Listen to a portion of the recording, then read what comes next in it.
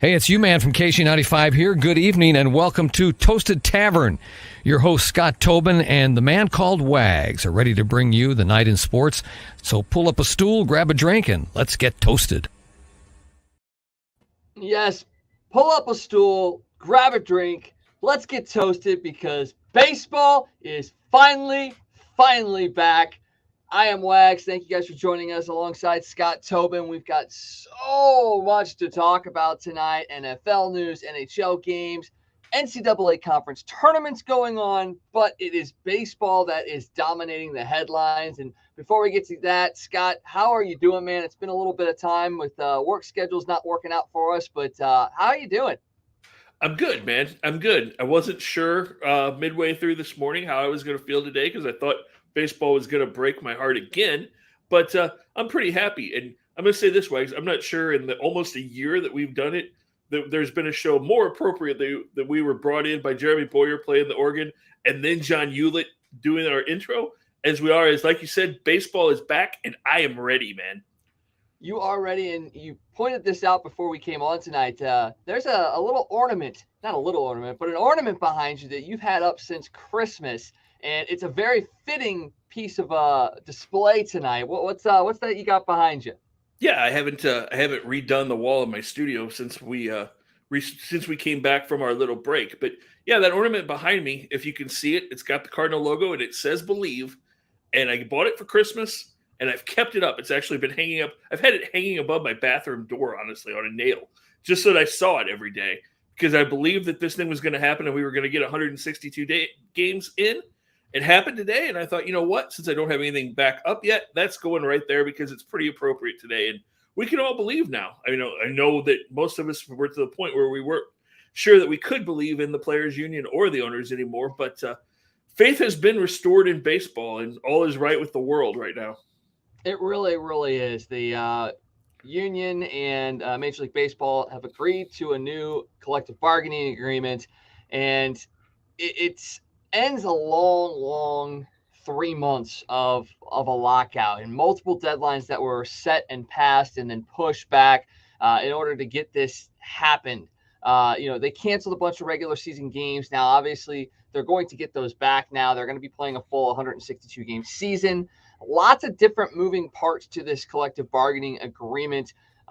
Some of the things that you were looking at maybe having gotten done for the player side of things didn't happen. The owners still have a lot of control when it comes to the finances and not really pushing some of these small and mid-market teams to spend money. It also still is kind of hurting the mid-level players in a sense, but a lot of really, really good things came out of it as well. You're going to have the universal DH. You're going to have expanded playoffs.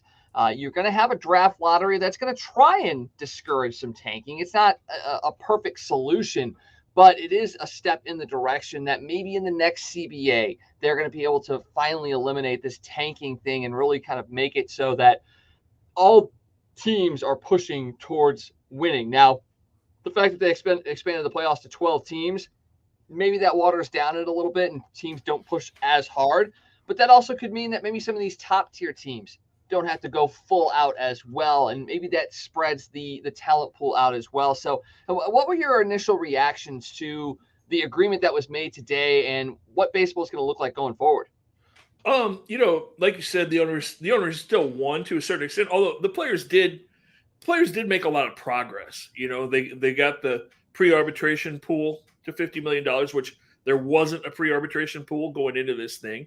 They raised the minimum salary. It's going to start at $700,000 now, and then, within 5 years, be up to about $760,000, I believe.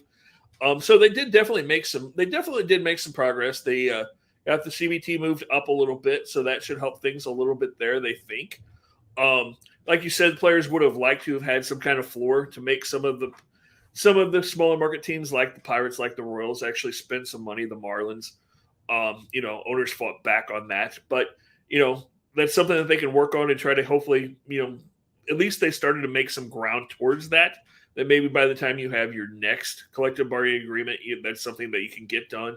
So while they didn't win everything, they definitely did make some strides in the right direction.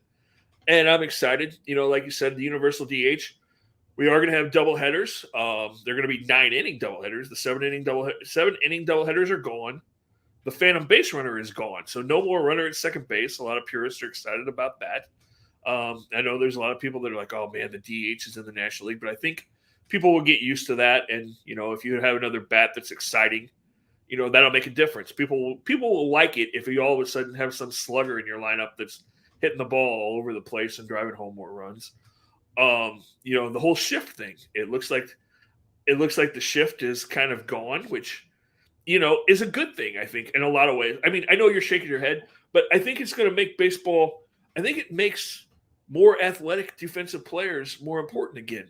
It makes guys like Tommy Edman more valuable, honestly, because when you have the shift, you can play a guy like Mike Moustakas at second base because you can shift guys over. You can shift the shortstop over, you can shift the third baseman over, and second base kind of became devalued because you had all these other guys that you could move around. Now you can't do that. A guy like Mike Moustakas isn't going to be able to play second base now. He's going to have to be more of a DH or go back to third base because he doesn't have the range. You're not going to be able to make up for that. And a guy like Tommy Edman, or Colton Wong, another good example, a guy that's more athletic at that position, his athleticism is going to come into more play, and it's going to show that. Same thing with the shortstop. You're going to see more range from the shortstops now. You're going to see more range from Nolan Arenado now, which sounds crazy, but you're going to put guys back in their natural positions, and you're going to see even more range in what he can do going down the line and to his left. So I think in that aspect, it does a lot. It's also going to improve. It's going to improve offense in the game because think of how many hits.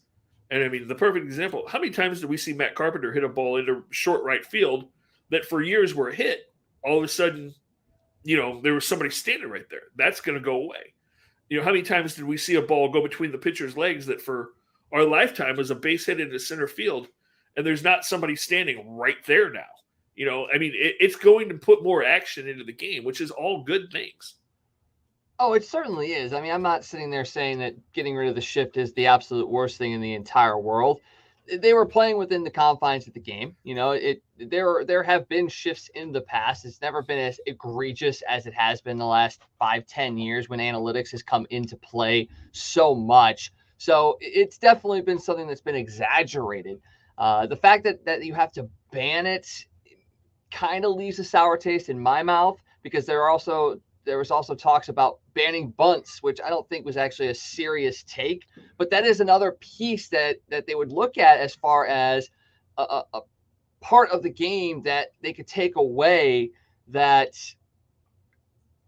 I'm trying to figure out the proper way to say it, but it just takes that other aspect out of the game where, yeah, it definitely showcases athleticism because it shows defensive athleticism. If you can get to the bunt, it shows athleticism for you to actually get the bunt down. I mean, to be able to bunt a ball perfectly that's being thrown 100 miles an hour, or to be able to track a curveball and put a bunt down, that's an artistic piece to the game. And, if they end up taking that away as well, that would be insane. I don't think it's ever going to happen, but we also didn't think that they would actually ban the shift. But you're right. It's going to bring offense back to the game. And that's what they're trying to create is excitement back into this game. And if you're not going to get, juiced up guys cranking home runs 700 feet, what you can do now is, take the shift away, allow offense to actually happen. And then, like you said, you get more athletic plays. If a guy is athletic at second base and makes a big time play deep in the second base hole, that's going to be exciting. If it's an out too, but if it's not, it's a base hit. It puts runners on base, and then you can score runs out of it. Now, does that extend game times? Yes, it probably is because you're going to have a lot more offense going on. But it can also speed it up as well because the ball may be put in play a lot more often as well. So there's a lot of different pieces that go along to it. I'm not upset about them banning the shift. It's just going to be really interesting to see how it plays out. Yeah. And, I don't think it's going to make game times any longer because, it's not like having the shifts sped things up. The more shifts we saw, the game actually slowed down. I think the pitch clock is actually going to speed the game up. The fact that you've got to throw the ball, within 12 seconds with no runners on base and 14 seconds with runners on, I think that is going to make a difference because, like they were talking about, there were times last year Giovanni Gallegos was 40 seconds in between a pitch. And, I remember that quite often where it was like, my God, what is he doing? It's like, is he taking a nap out there? Like, what's happening right now? So that's going to speed things up. And again, while we talk about taking the shift away, it's not like you can't shade people. I mean, you can still put your second baseman in short right center field, but you're not going to move your third baseman over there. So, I mean, it's going to go back to the way baseball was, for 100 of the 120 years, 130 years that baseball's been, where you still shade guys certain ways and you move guys around, but you don't move a third baseman into right field all of a sudden, so, in which, really was, that wasn't baseball. That was almost like softball when all of a sudden your third baseman standing, you got 5 outfielders all of a sudden. We saw that happen. Joe Madden did that against the Cardinals. There were 6 outfielders in a game in one inning, so, it just takes baseball back to the fundamentals, some of the basics in some ways. It's not going to take a whole lot away from it.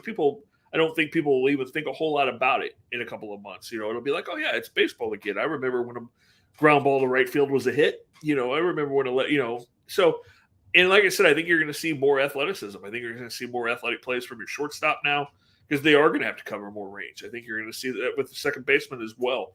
So I think it's actually going to make the game more fun to watch, which is something that everybody wants.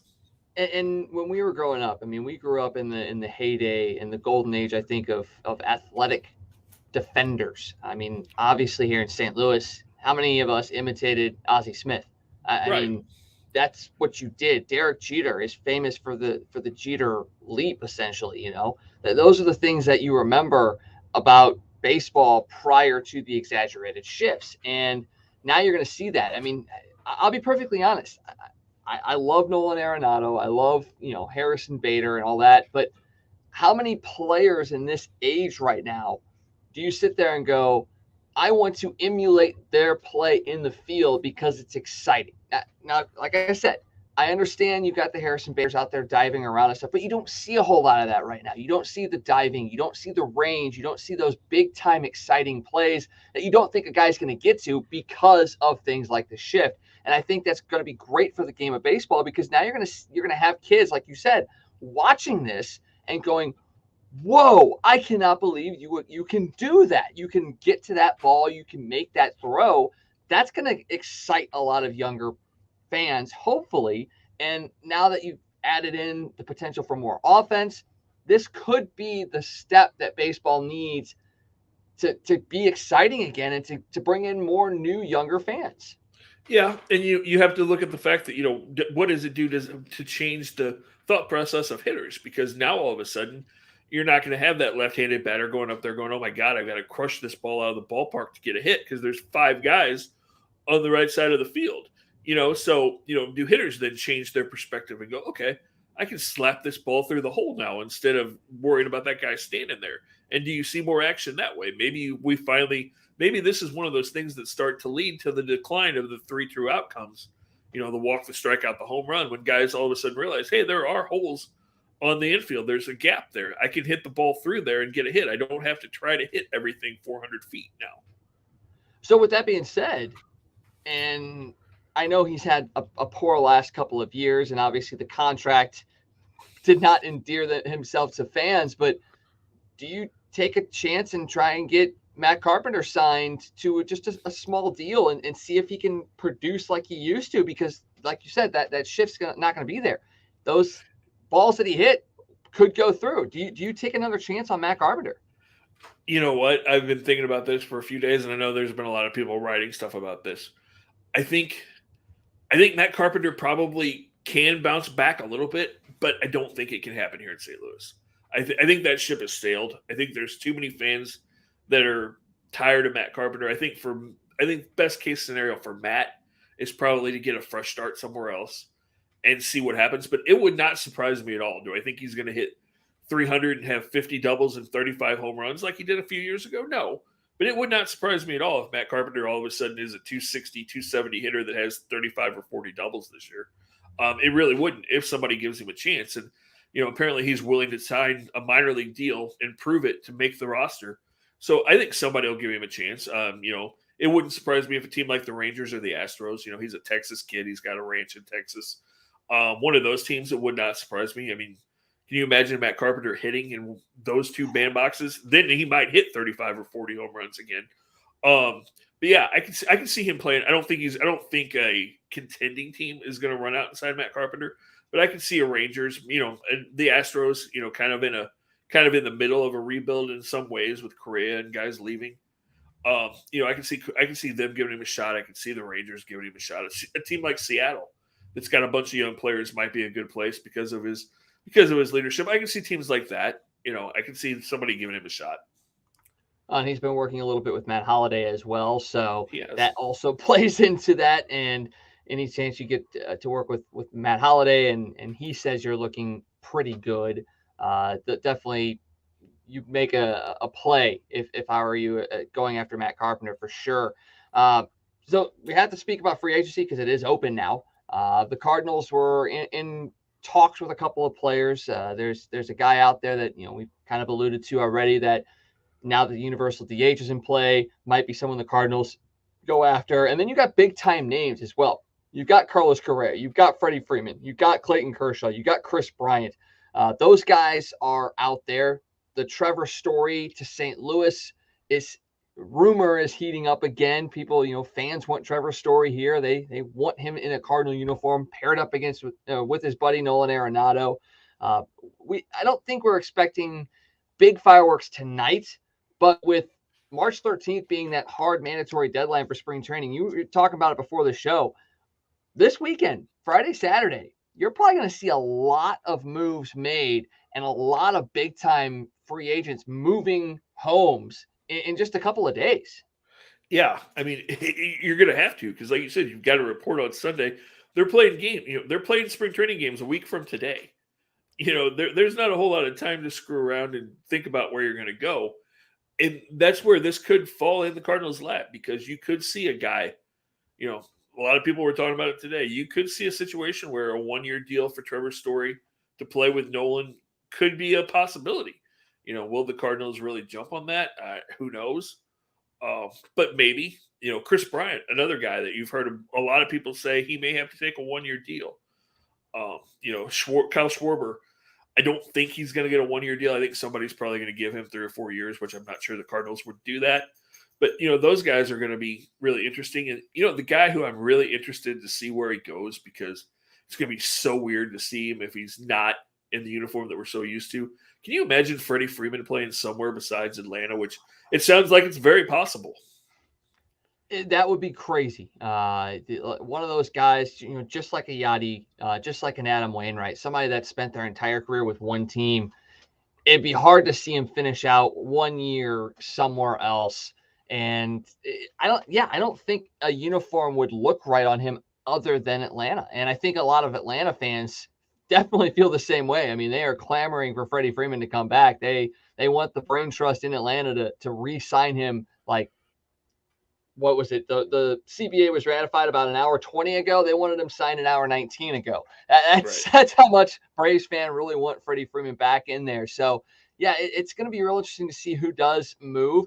And I think you're right. I think so many of these guys are going to get those 1 year kind of prove it deals. Not so much prove it deals, but like you gotta see where all this is going to fall as far as money and how many fans are going to come back, because that's going to be a big storyline. I think you're going to have a lot of people. And I was going not up against, but I was talking with a guy on Twitter today about this exact thing where it's like, you can be mad at the owners, you can be mad at Major League Baseball and the commissioner and all of that. And you have every right to be, because we're pissed off at him as well for having it go like this. But you need to come back for the players. You need to come back for, the pure joy of baseball. And I think that's going to be what happens with a lot of fans. Maybe they don't flock to the stadiums right away and try and give franchises the money per se. You're still going to have a ton of people at the games, don't get me wrong.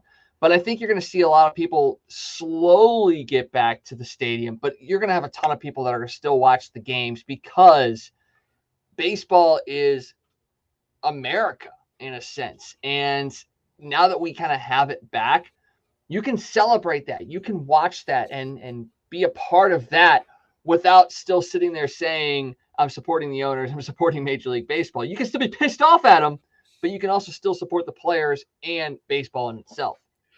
Yeah, I mean, and I know people are upset, and we talked about it. We were mad, we were upset that this drug on, and it was like, come on, get this done.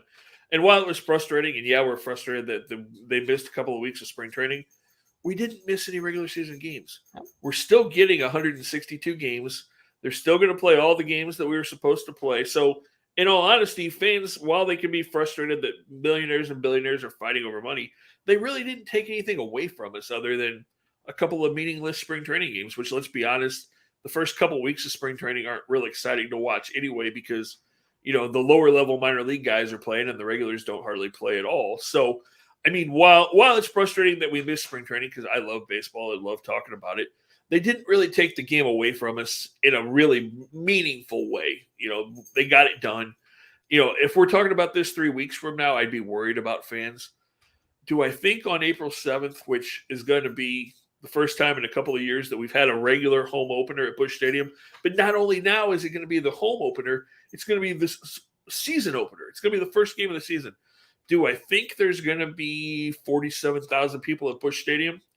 I do. I think there's going to be a lot of people ready to see Nolan Arenado for the first time make that ride around the ballpark. I think there's going to be people that are going to be excited to see the Clydesdales. I think it's going to feel like normal, and I think the ballpark will be packed, and I think fans will come back. And, when you were listening, I was listening to one of the stations in St. Louis today, and, they were taking calls. And 98% of the people were like, forgive and forget. We didn't miss the regular season. Hell yeah, I'm back. Let's go, baby. And, and that was exciting because a week or so ago, you weren't sure that was going to happen in St. Louis. You were hearing a lot of people saying, if they miss any games, I'm done. But they didn't, and I think fans will come back. Of course, St. Louis is different than some markets, other places. It'll be a little different. And you're going to see smaller crowds still on a lot of games, at least early, because there's still a lot of people. The pandemic's not completely over. There's still a lot of people that don't want to be around 40,000 people yet. So, are we going to see smaller crowds early? Yes. But I don't think it's really going to hurt the game. I think we'll see. I think by the middle of the summer, everybody's going to forget that this happened. It'll be a regular baseball season, and crowds will be back to normal. Yeah, because people want to get back to normal, and I think that baseball being out in the open, outside, is going to be one of those things that allows that to happen. And I was talking with Joe Reichers on Twitter there about all this, and it kind of plays into you per se because you're an usher at Busch Stadium. So this is something that's been affecting you. I mean, the pandemic affected you. Everything has affected your ability to work down at Busch Stadium. So just kind of talk a little bit about what that's like and really how it's affected you. Like you said, we haven't lost any regular season games, so you're going to be working full time. But how is like the pandemic and all of that affected what goes on for people that work down at the stadium? Well, I mean, it has been frustrating, and it's been difficult because you haven't needed as many ushers and people at the ballpark. Some people have gotten more days off. They haven't worked as much because you haven't needed as many people because there haven't been the crowds that there normally were, so that's a big deal. I mean, going into this year, it was just kind of up in the air. Everybody was like, oh man, we went through 2 years ago where we didn't have fans in the stands at all season, so the ushers didn't work. And, we got paid from the Cardinals, luckily, through that season anyway, which was kind of what, the players and the owners had kind of put together a fund already this year to get us through April at least. If we didn't have games, they were going to take care of the employees, which you got to give them credit for that. They were making plans for that and thinking about that. But luckily, we are going to get to go back and, hopefully it'll be like normal. Hopefully things will be like they were in 2019 because that's how long it's been since it's been normal at Busch Stadium. Wow. And, you talk about it affecting the show or affecting the ballpark. It affected this show too because we missed out on the winter warm-up, which we were going to get to be a big part of, and different things.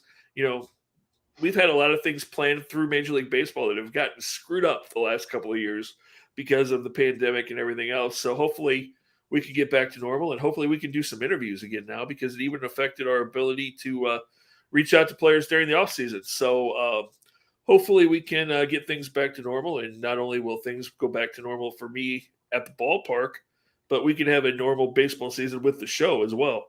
Yeah, because like you said, because you work for the Cardinals, you couldn't talk to players, and that definitely hurts a show. And part of your show is based on getting in touch and interviewing people that are in the sport. So, I mean, we were lucky enough to have Danny Wexelman come on and talk a little bit about this a couple of weeks ago. We've been very fortunate having Tom Ackerman and Alex Ferrario and just so many people that have been able to talk to us about this kind of stuff. But now that we have the chance and the ability to possibly talk to players again and really have some sort of normalcy, it just is awesome. And, broadcasters are going to be allowed back into the stadiums now, into the clubhouses. So you're going to get a lot more of that normalcy there as well. You're not going to have these Zoom calls where someone forgets to forgets to mute themselves after asking a question and you hear the echo and all that stuff. So we're almost past that as well. And, I was on Twitter today and, even Vince Scully was like, finally, in his tweet. That's all he said. He goes, finally. And when you have Vince Scully saying something like that, that right there tells you just how much baseball means to this country and really what it can do to bring back that normal life that we've been missing for the last couple of years. Absolutely. The one thing that I did think about today, I was like, man, it's going to be so nice to get back to listening to Cardinal baseball, whether it's on Fox Sports or Bally Sports Midwest. Whoops, I almost said Fox Sports Midwest. Or KMOX, and then it hit me. While we talk about everything getting back to normal, when we flip on KMOX for Cardinal baseball this year, it's going to be a little bit different because the legend isn't there. It's going to be a little strange to not hear Mr. Shannon when baseball starts again. But still excited to listen to KMOX and hear the Cardinals, but it will be weird not to hear Mike. It really, really will. And it's going to take a little bit getting used to, and I'm sure that they're going to have retrospectives and they'll probably pop in some Mike Shannon past broadcasts just to keep people satisfied. But yeah, it's going to be different for sure. And at least it's not a full complete switch of teams, and you're still going to get some of that normalcy in that aspect. And then you still got Danny Mac doing it over on the TV side as well. So it's going to be weird. It is for sure. But one door closes and maybe that opens a door for somebody else. And we have some other legend getting ready to step into the booth and making their mark here in St. Louis for Cardinals baseball. Well, and that's definitely been the history and the tradition of Cardinal broadcasting. Think of all the legends we've had roll through this town in the broadcast booth at the 3 iterations of Busch Stadium over the years. From and Harry, not just Busch. Right. Well, yeah. I mean, you go back to Harry Carey and go back to the days of Harry Carey and Joe Garagiola and Jack Buck to Joe Buck to Mike Shannon to, John Rooney to, Dan McLaughlin, basically. Dan McLaughlin's pretty much a legend at this point after almost 30 years now as Cardinal broadcaster.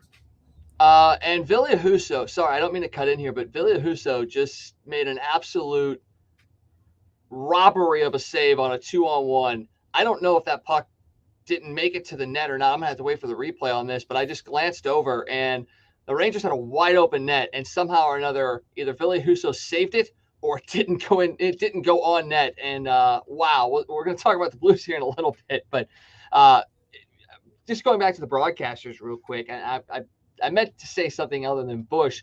We've had great broadcasters across the entire gamut of St. Louis sports and radio and television, everything that we've had here. I mean, we've just been so incredibly blessed. I think we say it probably way too much here on this show that not only have we been blessed with that here in St. Louis, but the show has been blessed by having those men and women being a part of the show as well. So once again, just the thankfulness that we have for the people that bring the sports in St. Louis to us on a daily and weekly basis. We are so incredibly fortunate. Oh, absolutely. Like you said, we've had so many guests join us that grace the sports spectrum in St. Louis, and they've been guests or they've helped us, and we couldn't be more thankful. And probably, like you said, people probably get tired of hearing us talk about it, but again, it goes back to being grateful for people that have opened doors for us and helped us, and hopefully we can do that for other people as we expand our careers. That'd be a huge thing for sure. And we can we drop the announcement now? Because I think it's official, isn't it? That we got a pretty special guest coming on next week, don't we not? We do. We're gonna talk a little baseball history next week as Ed Wheatley from the Browns Historical Society is going to join us, and we're going to talk some St. Louis Browns history, some baseball history in St. Louis, and really dig into the Browns because, like I kind of said to him when we were talking about him joining us, I said, I think there's a lot of people our age and younger that don't even really have a real grasp of the fact that there was another baseball team in St. Louis for a long time. And so we're really going to dig into the Browns, and that's going to be fun. Yeah, I'm excited for it because I am one of those people that I understand the team that was here. I knew that there was a second team here, but I don't know enough about the history of the St. Louis Browns to fully appreciate, what they meant to St. Louis and how they affected baseball here in this city as well. So I'm definitely looking forward to that conversation next week. That'll be next Wednesday. We'll have him on. So make sure to come out for that and check that out because it's going to be a history lesson. And it's going to be a lot of fun, too, because you're going to hear things that you probably didn't even know about. And the fact that, we're going to have someone that has a historian on that is pretty exciting for sure. Yeah, it will, and he's done a lot. Like I said, he's the head of the Historical Society. He's done a couple of documentaries, a couple of miniseries for PBS and different things about the Browns. He's also written a couple of books. So, definitely got a lot of history, and it'll be fun to talk about that and kind of expand on the fact that the DeWitts and the Browns have a great history when we go back and talk about that. So just a lot to kind of look forward to next Wednesday night. So make sure you join us for that.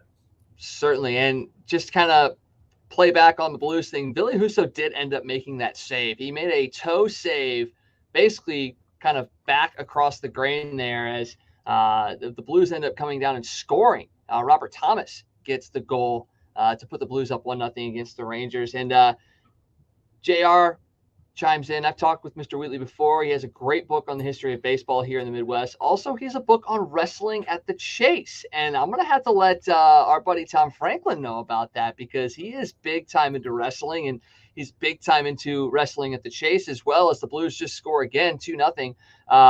So that's going to be really cool. Something we'll have to probably dive into a little bit as well because I'm pretty sure Ric Flair was just here recently as well as part of another iteration of wrestling at the Chase. So that'd be a really interesting conversation to have as well.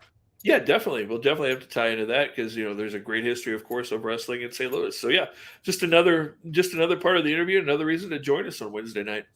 Certainly. And like I said, Blues just get the second goal of the game, 2 goals in 45 seconds. They're looking to really snap a streak of poor play, 4 straight losses. They beat Chicago at the end of February 27th. They shut them out 4-0. And since then, they have not looked good. But so far tonight, they've kind of gotten back to what the Blues are about. Heavy game, putting guys to the front of the net. They weren't able to score on a couple of power plays, including an extended 5-on-3. But they're going up against one of the top penalty kill teams in the league in the Rangers. Both of them have power plays and penalty kills in the top 10 as Ville Husso just makes another unbelievable save. Husso has been struggling a little bit as late as well. He's got a 2-1-2 record, but he's given up 16 goals in those 5 games. So he is really playing well right now. And this Blues team is humming right now. And it's good to see because they're still sitting in second place in the Central, but that lead is perilous right now. I mean, they've been lucky that Minnesota hasn't been playing well and Nashville hasn't been playing well as well. But the Blues really need to get back on their game. And so far they've been doing it tonight. Yeah, that's good to see because, like you said, they've really struggled, just have not looked right. And, Chief kept preaching the last few days that they needed to play a heavier game, be more physical, be more tough. And it's good to hear that maybe that's happening tonight. Hopefully they can break that streak and get going. And, we were talking about baseball and everything else. We're going to have hockey trade deadline coming up pretty soon. So that's going to be a lot of good rumor mill kind of stuff to talk about in the next, 10 days? What we got left? We're going to have trades and free agent signings and just so much stuff going on that it's hard to imagine that it's a little bit of a lull in the sports season. I mean, we're getting ready. 3-0 Blues. All of a sudden, the Blues are just pouring it on the Rangers. Igor Shesterkin, who is the league leader in goals against and save percentage, is getting lit up here in the last couple of minutes. So it looks like Robert Thomas may have gotten that one again. That might be 2 for RT tonight, and it looks like it is. So the Blues 3-0 here in the first period. Holy cow. Wow. All right. So big exciting times right now. I think maybe we just need to start being on when the Blues play because they play well when we're on while they're playing. It seems to work that way. Maybe that, like you said, maybe we need to schedule our shows around when the Blues are on the ice. Nice to see them get off to a fast start too. 3-0 early is big too, because that's been an issue they've had this year, is not getting off to real quick starts. Yeah, they've definitely been a comeback team so far this year, but they also play really, really well with the lead. And you always want to have the lead, especially at home. You want to get that home crowd really going into it. And that's kind of what they've been doing so far. And Marco Scandella's back tonight, and he's kind of been the whipping boy. Yeah, the whipping boy of the Blues defensive game so far this year. But maybe him coming back is actually what solidifies this team and puts them, back on the run. Although the Blues are looking at defensemen at the trade deadline. So here's a thought. I'm going to throw this out there. A couple of years ago, who was the defensive guy that was really a whipping boy? Everybody wanted to run out of town. And then all of a sudden he came back and started playing pretty well, and the Blues went on a run. Jay Bouwmeester would have been that guy. And didn't Marco Scandella kind of come in to fill the slot when Jay Bouwmeester had his unfortunate retirement? And wouldn't it be interesting now if that repeats itself? It would be, especially if that means the Blues don't have to make a move. They don't have to move a guy out that is a part of this team. Because, if you go after a Jacob Chikrin, or you go against a Mark Giordano, you may have to trade a player from your current roster. And that's something that I don't think the Blues want to do, because they've got a good cohesiveness with this team. And yes, they're dealing with injuries right now. Pavel Buchnevich is out tonight, and he might be out for an extended period of time because that hit he took against Ottawa may have led to a concussion. Not really want to speculate on that, but he is out with an upper body injury tonight and did not look all together in that Ottawa game. So you still don't want to move any of these guys out if you can help it. Right. Yeah, hopefully they play well enough in the next few games that you don't have to make a move. Although, I think we've seen them play well in stretches, and then all of a sudden that kind of rears its head again, that they really do need another defenseman, another upper level defenseman to kind of fill in and kind of fix things. So those guys that we talked about, and I know we've talked about this a million times, and so has everybody else in St. Louis. I've kind of taken Jacob Chikrin off the board. I don't think that's going to happen. If it was Giordano or Sherratt, which one of those two would you rather have? I would rather have Giordano, mainly because I don't think he'd cost as much. Yes, he's a bit older, but he also has that Bouwmeester feel to him that would make a little bit more sense. Ben Sherratt, outside of this year, has been a serviceable defenseman. He has had a terrible year this year, absolutely terrible. And yes, you can't look at plus minus because it's not a telling stat. I mean, Ryan O'Reilly was a minus player before he came here, and what did he do in his first year here? I don't know, won the Conn Smythe and a Stanley Cup.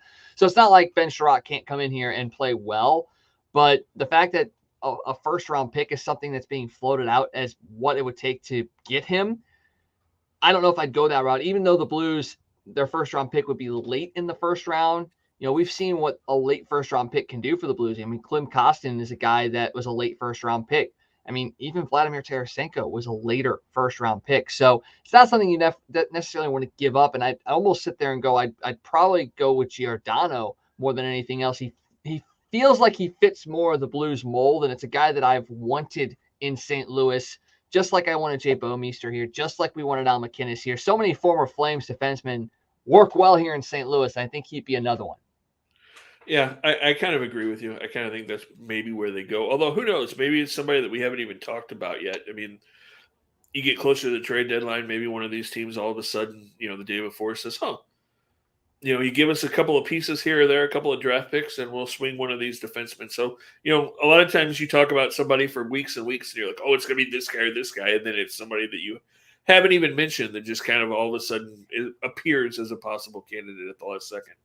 Well, that's what the best GMs do, is the smoke screen. They put something out there that people start talking about, and then they pull the wool out from underneath you. I mean, just let's look back at the Eric Johnson trade. I mean, no one saw that coming.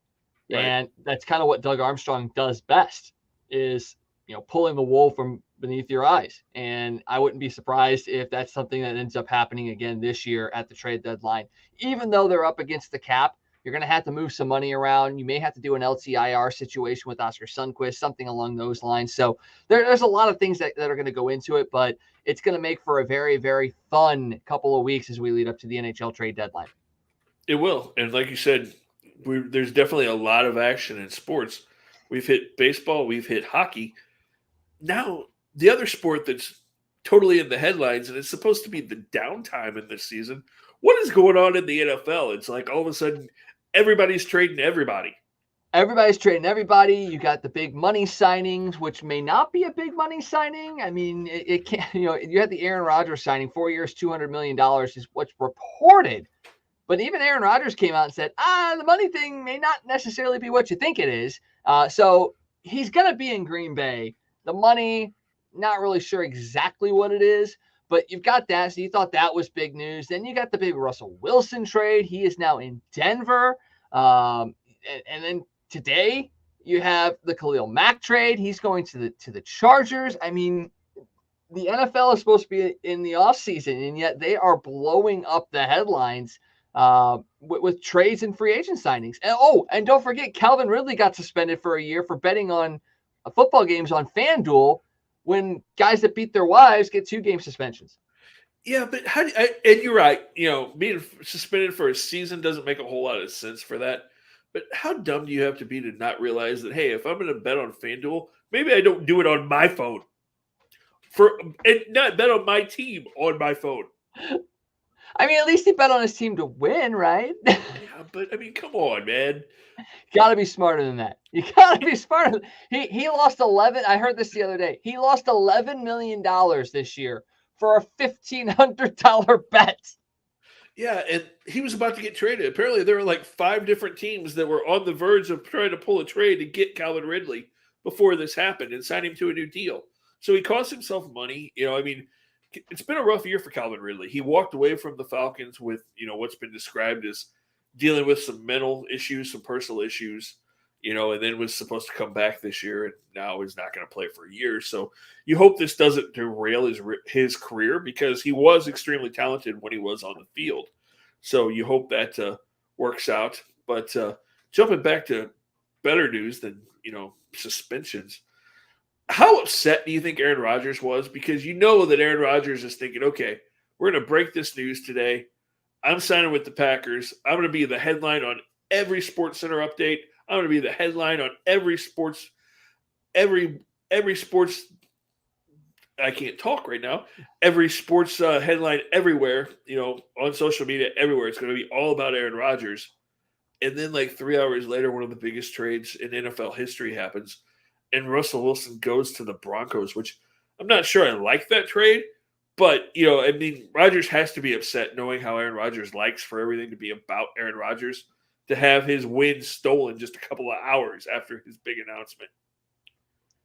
Yeah. That's he wants to be the guy. And what was it? Somebody said the other day about Aaron Rodgers is the guy that wants everybody to continue to tell him how pretty he is no matter what. And the fact that, that was what it was. He was the belle of the ball during that 2-3 hour stretch. And then all of a sudden the Seahawks go, no, we want it to be about us. And it's got to be Pete Carroll. Pete Carroll was the one behind all that. You could have waited a day to pull the trigger on that trade because it was still going to be there. But Pete Carroll wanted the limelight. He's the USC guy. He is the West Coast guy. He wanted the limelight, and he wanted to do everything he could to steal it away from Aaron Rodgers, and they did just that by trading Russell Wilson to Denver. Yeah, he really did. And how the mighty have fallen. That Seahawks team is going to be unrecognizable next year. Not only did they trade Russell Wilson, they released Bobby Wagner. Now it sounds like they're actively trying to trade both of their starting wide receivers. That team, poor Drew Lock, he goes to Denver and he goes to Seattle and he's going to get there. He's probably going to be the starting quarterback, but that is not going to be a good football team that he's quarterbacking. Well, I mean, if you think about it, he's got the experience because when he was at Mizzou, he didn't have much either. So, I mean, it's just almost like going back to college. Yeah, although the way they're dismantling that Seattle team, the Mizzou teams Drew Lock played on might have been better. True. Yeah, it's crazy. They're totally tearing that team apart. And you listen to the rumors, the quarterback carousel, everybody kind of thought, those were there were 2 or 3 big moves and then that was it. But It's not you look over. at no, it's not. You look at what's going on today. There's rumors that Minnesota's considering tearing things down. They're talking about trading Kirk Cousins. They're talking about trading Adam Thielen. They're apparently even taking offers on the running back. Jeez. Yeah, I mean, they're seriously in talks to tear things down in Minnesota. There were reports today that the Raiders were actively shopping Derek Carr. The Deshaun Watson thing is supposed to kind of be decided on Friday. It's possible he has a new home next week. Where does Jimmy G go? That's going to happen. Mitch Trubisky is going to – I saw today that Mitch Trubisky, no matter what, is going to get paid like a upper-tier starting quarterback after this free agent period, which is crazy. I mean, I just mentioned Deshaun Watson. There's been rumors that the Steelers may or may not be interested, depending on who you talk to, that there's a lot of smoke there. And then, the other people are saying, not really going to happen. But Deshaun's going to end up somewhere in the next week or so, I think. It could be even Matt Ryan. There was a rumor today that Atlanta may be willing to move Matt Ryan. I mean, you could see 7 or 8 more starting quarterbacks and big names quarterbacks switch teams before the season starts. Yeah, we didn't even mention the fact that Carson Wentz was traded to the Washington Commanders. Commanders now. Yes, it's not the Washington football team. It's the Washington Commanders. So now he's going from Indianapolis to Washington. And that's another situation where you look at Indianapolis. They don't have a top-tier quarterback. They don't have a first-round pick this year. They just traded away a guy that had a 4-to-1 touchdown to interception ratio. I mean, Indianapolis is in a bit of a rebuild as well. And you look at that in that division, it's essentially Tennessee's division to lose, essentially, because you got Indianapolis who's rebuilding. You've got Houston that's going to be trading away Deshaun Watson, and you've got Jacksonville who can't seem to get out of their own way. And Tennessee's just going to sit there and look at it and go, it's like that John Travolta Pulp Fiction gif, him just kind of standing around going, okay, where's my competition? I mean, that's what Tennessee's going to have next year, and they couldn't be happier, I'm sure. But the fact that they're not going to play any quality competition for 6 games next year, that could hurt them when it comes to the playoffs, I think. Yeah, although it's also a huge advantage because the AFC is so tough. Imagine being Kansas City. You're looking around going, wait a minute, Russell Wilson just came to the West. Khalil Mack just came to the West. The Raiders and the Chargers were already good. Now the Broncos are better. You look at the North and you're Buffalo and Miami and New England. You go to the East, you go to the North and you've got that division where all 4 of those teams, Baltimore, Pittsburgh, Cincinnati, and Cleveland, they're all going, wait a minute, we're all going to beat each other up and, a couple of good teams aren't going to make the playoffs. And Tennessee doesn't have to play anybody for 6 games. How does that work? I mean, everybody would love to be in Tennessee's shoes right now in the AFC because they may have the advantage. I mean, you look at that, you go, okay, is Tennessee all of a sudden now the clear-cut favorite to be the number 1 seed again because they do have that easy schedule for 6 games? They very well could be. I mean, I don't see how they couldn't because, Kansas City is going to have to go through that tough AFC West. And, I mean, I think that's one of the reasons why the Chargers made the trade for Khalil Mack was to, make sure they had at least 2 guys in him and Bosa that could really disrupt the quarterbacks because you have Patrick Mahomes, you have Russell Wilson, and you have Derek Carr right now in that division. You've got guys that are dangerous, and you want to get them moving around and under pressure as much as possible. So now that you've got Mack and Bosa there, that's going to happen when it comes to the Chargers. So that's the move. That's why they went out there and got Mack. And looking at the deal, a 2nd and a 6th for Khalil Mack going to Chicago after what they gave up to get him from the Raiders. I mean, you have to look at the Bears and just go, man, what are they doing? I don't think they know what they're doing. Honestly, I really don't. I mean, yeah, I saw the same thing, and I'm like, really, a 2nd and a 6th is all you can get for Khalil Mack? That doesn't make a whole lot of sense. And if that's all you can get, why not keep him? Why trade him? I mean, because he's the leader of that defense. I mean, they still have Roquan Smith, but now Roquan Smith is kind of there by himself. So yeah, it doesn't make a whole lot of sense at all. It's the reason why the Bears are the Bears, I guess. And That's very true. I mean, it is. They can't get out of the way. They're kind of like the Cubs. Well, they are both Bears. It's the big Bears and the little Bears, and they both have a tendency to suck. Um, but going back to the AFC real quick, I actually heard somebody today break down the AFC West, and they actually had Kansas City fourth next year. I mean, I can't sit there and argue against that. I don't think it'll happen, but if they take a step back this year, they very well could. Because Tyreek Hill didn't have a phenomenal season this year. Travis Kelce still had a great year. Patrick Mahomes was not as Patrick Mahomesy as he could have been this year. And that defense, if they can't re-sign Tyrann Mathieu, that defense could suffer as well. They got to find a running game. Clyde Edwards-Helaire had moments, but it wasn't perfect. I'm not going to sit there and say Kansas City is a fourth-place team, but if the cards fall the right way, they could be a high-productive fourth-place team for sure. Yeah, I don't see them falling to fourth. I'm not sold on Denver. I'm not sold on Russell Wilson. I've never been as high on Russell Wilson as a lot of people, period. And you look at him the last year and a half, he's not been that great. He's 34 years old. He's not been the same guy. He got off to that really good start, a year and a half ago where he was the MVP for the first 6 games, and then all of a sudden he was throwing interceptions everywhere and looked like he had no clue what he was doing. And then this year he was just bad. So I'm not sure that Denver's a whole. I mean, he's going to be better there than Drew Lock, but I'm not sure that just because Russell Wilson goes there, they're all of a sudden a playoff team or a Super Bowl caliber team. I think Russell Wilson is a kind of a shell of what he used to be, and I think he's almost more the name Russell Wilson than anything else at this point. I can see that. I really could see that, and that's, I think, Denver fans are hoping not. They're hoping they see the last vestiges of Elway, the last great years of Peyton Manning, and they see the last great years of Russell Wilson and maybe another championship. But that's going to be a tough sell for sure, because it's not like you have phenomenal wide receivers. You got good wide receivers there. The running game is kind of there as well. And without Von Miller, that defense, not sure what you're really going to get there.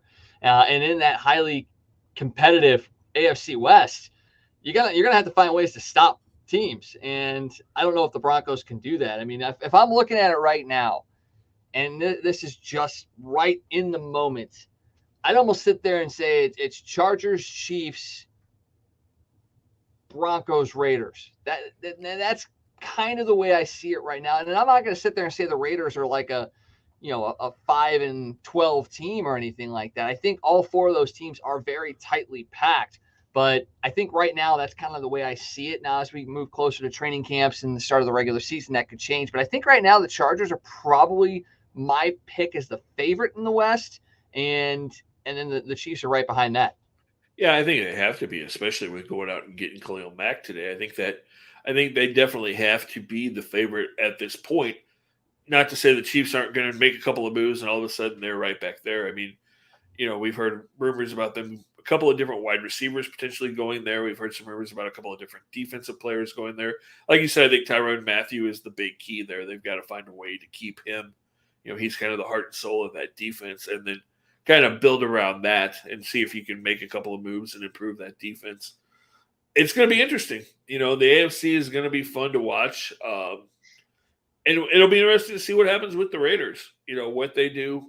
Derek Carr, I heard some rumors that, maybe the Raiders move Derek Carr and Jimmy G ends up going there to reunite with his old offensive coordinator from the Patriot days. So, who knows, man? There's going to be some crazy moves. Free agency is 3 days away now. So there's just going to be more and more action going on in the NFL as we get closer to that, as more guys get cut. And, it's going to be fun, man. You're going to have baseball free agency. You're going to have the NFL free agency. You've got hockey trade deadline. And then we haven't even talked about the big sport that normally happens in spring. March Madness is here. So, I mean, it's going to be a crazy rest of March, first part of April. And, I'm excited for tournament time. It's already here. We've got conference tournaments going on now We had some really good tournaments last weekend, and let's see what happens in the next few days. Yeah, the MVC tournament last weekend, and you've got Big Ten, SEC, A10, all the big ones going on this weekend. And don't forget, because the sports season is big right now, you got to stick with us here at the Toasted Tavern on our nightly shows to catch up on what you may have missed in the world of sports for sure. But right now, like we said, conference tournaments are going on. You got the first couple of rounds of these bigger conferences being played out right now, and you've got local teams in those as well. We'll start off real quick with the SEC. Mizzou was in their second game of that tournament. They faced off against LSU today, and LSU got up big. At one point, it was 39-9 Tigers of the LSU variety up on the Tigers of Mizzou. But then Mizzou did make a run. They made it close. They ended up falling 76-68 and being eliminated from the SEC tournament and essentially ending their season. DeJuan Gordon led the way with 19 points for Mizzou. But they were basically haunted by that of a former player, Xavier Pinson. He only scored 11 points, but he had 5 assists, 3 steals in 32 minutes against his former team. And it's one of those moments that, you can't sit there and say in hindsight, you should have done this, you should have done that. But this is not the first time that a player that has walked away from the Mizzou program with Coach Martin in charge has come back and damaged the Tigers in a moment where they really can't afford to be damaged. No, they can't. That's tough to have, like you said, to get close like that and have one of your former players kind of stick that dagger in and finish you off. And, it very well could be the end of the Cuonzo Martin era. He's going to meet with the athletic department in the next week or so, the higher-ups, and they're going to sit down and discuss what's next and where they go. But today very well could have been the last game that Cuonzo Martin coaches at Mizzou. Because I believe the AD and the Chancellor were both down there as well. So that doesn't generally signify a lot of confidence in somebody when the AD and the Chancellor are both down there and your team is like the 12th seed in a 16-team league. So, yeah, this might be the end of the road for Cuonzo. This year, just 2 players averaging double figures. Kobe Brown, 12.7. Javon Pickett, 11 points this year. And there's been a revolving door of players coming in and out. Part of that is because of the way the transfer portal works now. It's ripe for guys to just kind of move in as they please, essentially. So he's just never really had a consistent team there in Mizzou. And you had high hopes when you had the brothers here, and the injuries kind of killed it. And from then on, it's just kind of been downhill ever since. Yeah, it really has. That was kind of the death knell for Cuonzo, is when you had Michael Porter and Jonte and things looked so bright, and then Michael had the injury, and then Jonte had the injury, and then Jonte injures himself a second time, and you just never got the excitement there that you thought you were going to have. And it started off bad with those things, and then it's just kind of snowballed on him, and he's just never been able to recover from that. And it's a shame because Cuonzo's a good coach and a good guy by all accounts, but it just hasn't worked here. And then you move closer to St. Louis, and things are pretty bright, in Midtown St. Louis as the Billikens advance to their third round tomorrow in the tournament. And Travis Ford's got something pretty special going on at SLU, I do believe. Yeah, he really does. You've got the fact that you were missing your best player from the very beginning of the season, and here you are in the third round, and you're a high seed, you're the 5th seed, and you might be a dark horse essentially in this conference and possibly in the NCAA tournament. And you knew what you're going to probably get out of Gibson Jimerson this year, but the fact that you've had a guy like Francis Okoro come on here the last couple of weeks, he had 17 points, 13 boards for the Billikens today. He's really pushed this Billikens team the last couple of weeks, and I've had a chance to watch a couple of their games, and he has definitely stood out. And it's just another testament to Coach Ford about what he's been able to do, the recruiting that he's been able to do, and his coaching style to just get the most out of these players that maybe you weren't going to hear of. And Okoro is one of those guys. Yeah, he's getting a lot from everything. A guy that I got to watch a little bit in high school down in the Boot Heel, Fred Thatch, kind of coming into his own now too as well. You've got the best point guard potentially in college basketball on this team as well. you talk about this team being a dark horse, and then you look at it, they're leading the A10 in scoring, they're leading the A10 in rebounds, they're leading the A10 in field goal percentage, in free throw percentage. I mean, they're a very good basketball team. They ran into a couple of stretches where they were inconsistent this year that hurt them because they lost some games that they had leads and they just kind of fell apart in the second half. But, like they said over the weekend when they were playing, on TV, this team very well could be a Sweet 16 team. They have that kind of talent that if they get in this tournament, they could make a run and they could be there for a while. They really could. I mean, you've got to get, it's possible that the A10 is a two-team tournament, two-team league. It's going to be tough to get two teams in, but if SLU gets to the championship game and loses, and that's a close game, potentially they would still get in, just because they do have the talent that they have. More than likely, they still need to win this tournament, which they have the potential to do it. Yeah. I mean, they definitely can do it. And like I said, they're a scary team every time they step on the floor because they can play defense and their offense can explode, especially if Gibson Jimerson gets hot. I mean, that guy can hit threes from anywhere at any point in time. I mean, he really is. He's a special talent because you watched him. I was watching him on Saturday, and there were like 3 times that he caught the pass, and he never had to bring the ball down to his chest. Most guys catch the ball, they have to bring it down to their chest and then go. He didn't. He was catching the ball like head high and going straight into his shot, which, I mean, there are very few players that can do that in college basketball. There really are. There really are. And, the Bills did this back in 2019 as the 6th seed. They won 4 games in 4 days to win the A10 tournament. So it's not out of the realm of possibility and not out of the realm of recent possibility. And it's going to be tough, though, because they face St. Bonaventure tomorrow. They're 0-2 against the Bonnies this year. And, both games were relatively close. But when watching both of those games, they felt like they were kind of the worst games of the year for St. Louis, and not that they were terrible, but it just seems like St. Bonaventure, confused them a little bit. So it'll be very interesting to see how Coach Ford handles this and prepares his team, because it's a short turnaround time, obviously, because it's 4 games in 4 days if you want to win. So we'll see how that plays out tomorrow against St. Bonaventure, and hopefully we're talking about a SLU team making it to the semis on Saturday and maybe even the finals on Sunday. And hopefully that they're not the only team that's moving on as well, because you've got a team over in Illinois that is potential as far as winning a conference tournament, the Big Ten tournament. They got a tough test tomorrow, though. They're facing Indiana.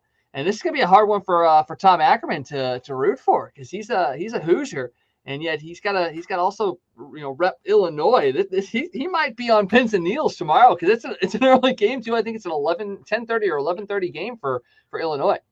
Yeah, that'll be tough for Tom, but I have a feeling that Tom's loyalty is going to go to the Hoosiers in that one.